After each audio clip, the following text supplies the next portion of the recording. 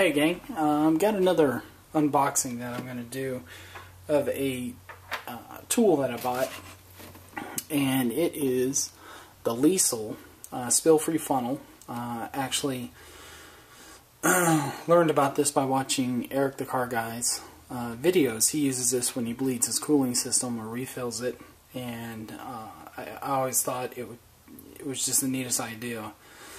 So let me unbox it and I'll talk about how it works, and maybe in the future get a video of using it. Or you can go to EricTheCarGuy.com and I'll post a link in the description and see some of his videos.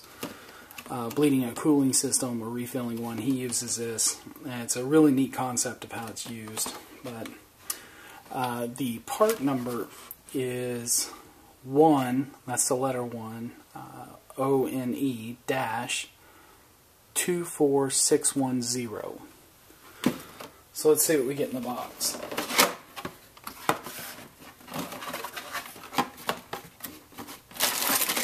Alright, you get a bag with some of your various adapter fittings for different model cars.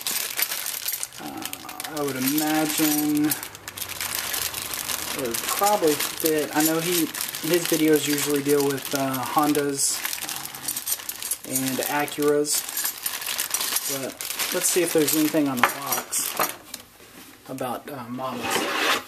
Here's the actual funnel itself. So when you fit one of these adapters onto the fill port of your cooling system, you have different connections that you put on there, and then you can fit it in there, and I'll take this out and we'll go over that. And then at the bottom we've got the little plunger that helps to plug it when you have fluid in there and you're done. You want to take it off the connection. You can put that down in there, and any coolant that you have in there won't, of course, drip out, flow out the bottom. And then you can go over to your container and put it in there and let it drain back in there. But let's take a look at the box and see. Looks like large cap, medium cap, small cap, and a threaded cap. And you got a 45-degree elbow. Alright, I don't see anything about specific models. I imagine you just fiddle with it depending on the car that you're working on. And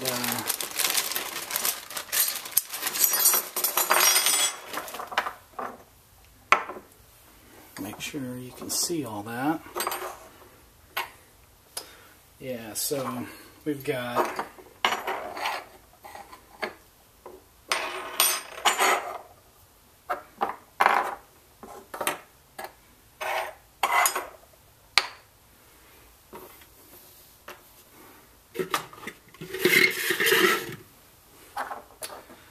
your small cap, medium cap, large cap. And it looks like we've got one additional for a 45-degree. Scoot that up a little bit. And another adapter. So pretty interesting. So we'll take this one for example. So you put it up through there, and you screw this down where your radiator cap is, and then that sits snugly with your rubber O-rings. And then what you can do from there is just take your funnel, put it on top of there, start your car, let it warm up, and what's nice is it'll bleed all the air out. When you pull that off, all the air will come out, and you can add fluid. And even if you add fluid up to halfway or 3/4 or whatever, at least you're within a reasonable amount sure that you've bled all the air out of the system. Once that's done and your car's reached temperature, normal operating temperature, put that back on, take it off. Of course, shut your car off. Best thing to do would be to leave that on there and let it cool. shut your car off. Then after it's cooled, you can take all this off and I'll take that back. Remembering some of his videos, once it bled out, he did go ahead and plug it up, take it off, unscrew this, and put the normal cap back on. And there you go. Your cooling system was bled at that point. But not too bad. I found it on Amazon. Oh, I want to say I spent $16 or $17 on it. And it's certainly going to be nice to use on my Dodge Dakota, because I'm not going to have to open up that bleed port anymore, because that screw's starting to strip out and whatnot. And I think this will be a lot easier than going that route. I may still go that route, you know, for troubleshooting it. I've also got a